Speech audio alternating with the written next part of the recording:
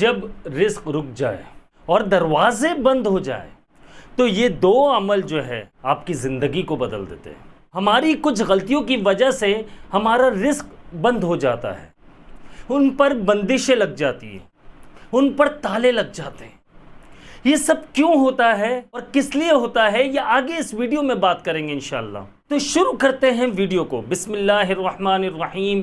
रब्बिश्रह ली सदरी वयस्सिर ली अमरी वहलुल उक़दतम मिन लिसानी यफ़क़हू क़ौली अल्लमल इंसाना मा लम यअलम रब्बि ज़िदनी इल्मा। अस्सलामु अलैकुम वरहमतुल्लाहि वबरकातुहू। मैं हूं अब्दुल्ला बिन हमीद और आप देख रहे हैं मेरा यूट्यूब चैनल। वीडियो शुरू करने से पहले मैं आप लोगों से एक रिक्वेस्ट करूंगा, अगर आपने अभी तक मेरे चैनल को सब्सक्राइब नहीं किया तो लाजमी सब्सक्राइब कर लीजिए और बेल आइकन को प्रेस कर लीजिएगा। देखा जाए तो हर बंदा इस वक्त रिस्क की तंगी में मुब्तला है, उन्हें समझ में भी नहीं आ रहा। वो कहते हैं कि यार हम रिस्क की तंगी की वजह से परेशान हो चुके, यहाँ तक कि नौबत ये आ चुकी है कि फाका तंग दस्ती यानी फाके की नौबत आ जाना। उन्हें ऐसा लगता है कि या तो हम फाके की नौबत तक पहुंच चुके हैं या अनकरीब ऐसा होने वाला है कि हम फाका करने लगेंगे, क्योंकि रिस्क इस कदर तंग हो चुका है कि अखराजात तो छोड़ दीजिए, खाने पीने के पैसे भी नहीं होते हमारे पास।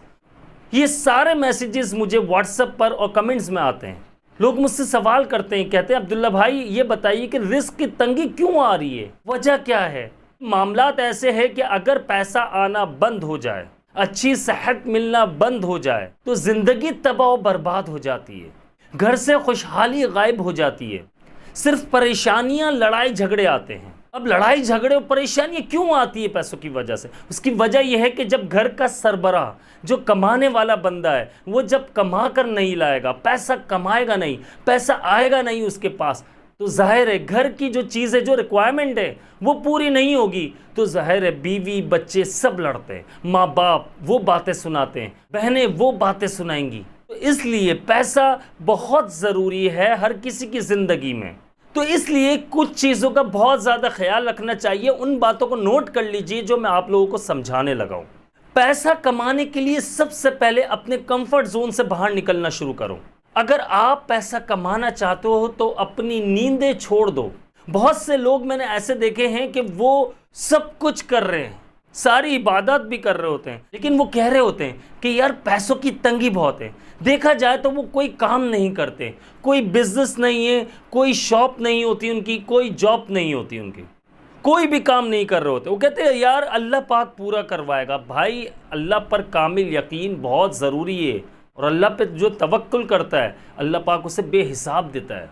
ये बात तो सही है, लेकिन अल्लाह ताला ने जब आपको दुनिया में भेज दिया तो असबाब इख्तियार करने ज़रूरी हैं। अल्लाह पाक खुद फरमा रहा है असबाब इख्तियार नहीं करोगे तो फंस जाओगे भाई आप। इसलिए असबाब इख्तियार करने की कोशिश करो, घरों से निकलो अपने, कोशिश करो। नमाज, इबादत, रोज़ा, फ़राइज़ जो भी हैं ये आपके लिए बहुत ज़रूरी है। ये साथ साथ आपने करने हैं, अपने फ़राइज़ पूरे करने हैं, लेकिन इसके साथ साथ आपने रिस्क हलाल भी कमाना है। जब आप पैसा कमाओगे तो आपकी ज़िंदगी में सुकून भी आएगा। बहुत से लोग कहते हैं कि यार पैसा ज़रूरी थोड़ी है, दुनिया मुसाफिर खाना चले जाना है। भाई तो शरीयत क्यों कह रही है आपको कि बुरे वक्त से बचने के लिए अपने पैसों में से कुछ पैसा बचा कर रखो। इतना पैसा होना चाहिए आपके पास कि अगर आपकी जॉब चली जाए, आपका कारोबार बंद हो जाए, आपको कोई आपकी शॉप है वो बंद हो जाए, यानी आप बेरोज़गार हो जाओ, तो पीछे आपकी फैमिली भूखी ना मर जाए। वो शरीयत कहती है हमारी कि कम से कम इतना पैसा होना चाहिए कि आप अगर बेरोज़गार हो गए तो एक साल कम से कम 1 साल का आपके पास पीछे पैसा सेव होना चाहिए, ताकि आप अपनी फैमिली को खिला पिला सके, अपनी फैमिली के ऊपर खर्च कर सके। आप खुद सोचिए, अगर हमारे पास पैसा ना हो तो हम क्या करते हैं? उधार पकड़ने की कोशिश करते हैं, उधार लेने की कोशिश करते हैं। और ये इतनी बुरी लत है, इतनी बुरी बीमारी, आप सोच भी नहीं सकते। अब एक वक्त ऐसा आता है लोग उधार देना भी बंद कर देते हैं, फिर बंदा गलत रास्ते पर चल पड़ता है, हर किसी से पैसे मांगने लगता है। ये बहुत गंदी और बुरी आदत होती है। इसलिए उधार से बचना चाहिए। हमें अपनी मेहनत खुद करनी है और जो हमारे अखराजात हैं उन्हें कंट्रोल करके चलना है। जो हमारी इनकम आ रही है उसी में पूरा करना है। पहली बात तो ये आ गई होगी आप लोगों के समझ में। दूसरी बात ये आ जाती है, बहुत से ऐसे लोग हैं जो मेहनत बहुत ज़्यादा कर रहे हैं, तो आप नोट कीजिए कि गलतियां कहाँ कर रहे हैं आप 12-12 घंटे, 14 घंटे, 18 घंटे मेहनत कर रहे हो, लेकिन पैसों में बरकत नहीं है, पूरे नहीं हो रहे अखराजात। तो भाई अपने अखराजात को कंट्रोल करना सीखिए। और दूसरी बात ये कि सबसे पहले नोट कीजिए कि आप अल्लाह की इबादत कर रहे हैं, अल्लाह पाक जो आपको नवाज रहा है, आप अल्लाह के सामने सजदा कर रहे हैं, इस्तिग़फ़ार कर रहे हैं, अपने गुनाहों की माफ़ी मांग रहे हैं, कुरान पाक खोलकर पढ़ रहे हैं, किसी का हक तो नहीं खा रहे आप, किसी का दिल तो नहीं दुखाया हुआ आपने। बहुत सारे ऐसे लोग हैं, बहुत सारे ऐसे लोग हैं, शादी हो गई, माँ बाप को छोड़ दिया, माँ बाप का ख्याल ही नहीं कर रहे। बहुत सारे ऐसे केसेस आते हैं हमारे पास जिसमें ये देखा गया कि बच्चे की शादी हो गई और बिल्कुल अलग हो गए, वो माँ बाप का ख्याल ही नहीं है, सोचते ही नहीं है माँ बाप के बारे में। अगर माँ बाप पूछते हैं तो कहते हैं कि भाई हमारे पास इतने पैसे नहीं है कि हम आपको भी दे सके, हमारे अखराजात खुद पूरे नहीं हो रहे। भाई कुछ ना कुछ पैसे दिया करो अपने माँ बाप को।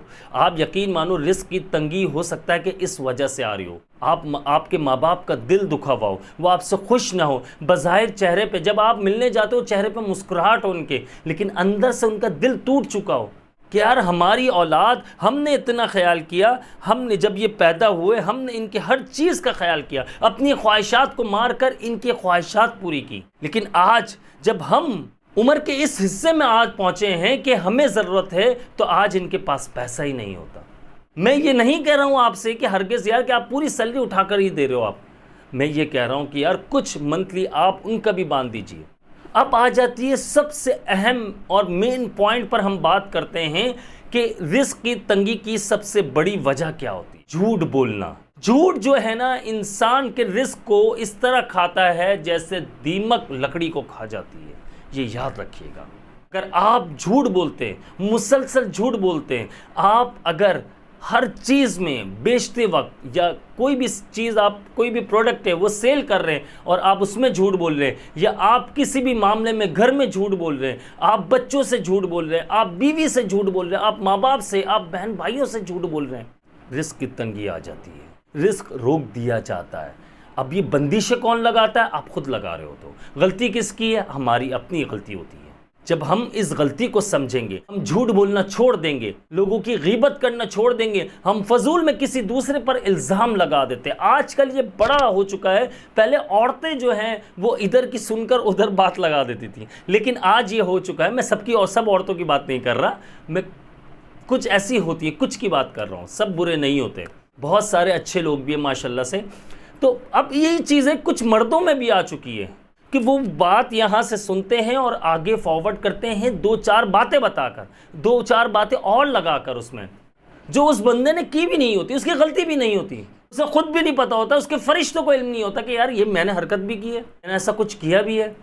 फजूल में किसी को फंसवा देते हैं, उसके बारे में झूठ बोलते हैं, गीबत करते हैं, उसके झूठ ऐब निकालते हैं, झूठे ऐब निकालते हैं, लोगों को उसके बारे में गलत बताते हैं। तो क्या होता है, जब आप किसी के लिए रास्ते बंद करने की कोशिश करते हो, आप किसी की इज्जत से खेलने की कोशिश करते हो, आप किसी का रिस्क बंद करने की कोशिश करते हो, आप किसी को नीचा दिखाने की कोशिश करते हो, आप किसी को जलील और रुस्वा करना चाहते हो, तो ये याद रखिएगा, कुदरत छोड़ती नहीं है, बदला ज़रूर लिया जाता है। इसलिए इन बातों को अच्छे से समझ लीजिए। अगर आप चाहते हो कि जो ताला लग चुका है आपके रिस्क पर, आपके नसीब पर, आपकी किस्मत पर, और ये खुल जाए, तो अपनी ज़बान को काबू करना शुरू कर दो। यकीन मानिए, सच बता रहा हूँ, अगर हम लोग सिर्फ अपनी ज़बान पर काबू करना शुरू कर दें, अगर अपनी ज़बान पर काबू पा लेते हैं, तो 99% गुनाह हमसे नहीं होंगे, क्योंकि हम ज़बान से ही इतने गुनाह कर लेते हैं, हर वक्त किसी न किसी की बुराई करते हैं, और यकीन मानिए इसी वजह से हमारा रिस्क तंग हो जाता है। अगर आप किसी के बारे में झूठ फैलाते हैं, तो यकीन मानिए इसका मतलब ये है कि आप उससे हसद करते हैं, जेलस होते हैं, और आपको मालूम होगा शायद कि अल्लाह ताला हासिद को कभी भी माफ़ नहीं करता। तो इसलिए इन बातों का बहुत ज़्यादा ख्याल रखना है। अल्लाह ताला से दुआ है कि अल्लाह ताला हमें गुनाहों से बचने की तौफीक अता फ़रमाए और हमें नेक हिदायत, नेक तौफीक अता फ़रमाए। और जिन्होंने अब तक चैनल को सब्सक्राइब नहीं किया, लाजमी सब्सक्राइब कर लीजिए, बेल आइकन को प्रेस कर लीजिएगा। और एक बात और कहना चाहता हूं आप लोगों से, अगर आप लोग आज से झूठ बोलना छोड़ देंगे, आज से आप लोग अपने माँ बाप का और लोगों का ख्याल रखेंगे, अगर किसी का दिल दुखाया हुआ है तो आज से आप अपने आप से वादा करें कि आप किसी का दिल नहीं दुखाएंगे। तो कमेंट में इंशाल्लाह लिख दीजिए और फिर देखिएगा कैसे आपका रिस्क खुल जाता है इंशाल्लाह। अल्लाह ताला से दुआ है कि अल्लाह ताला हम सबको वसी और कुशादा रिस्क अता फरमाए, हमारे पैसों में, हमारी उम्र में, हमारे सेहत में, हमारे रिस्क में बेपनाह बरकत अता फरमाए। अस्सलामु अलैकुम व रहमतुल्लाहि व बरकातहू।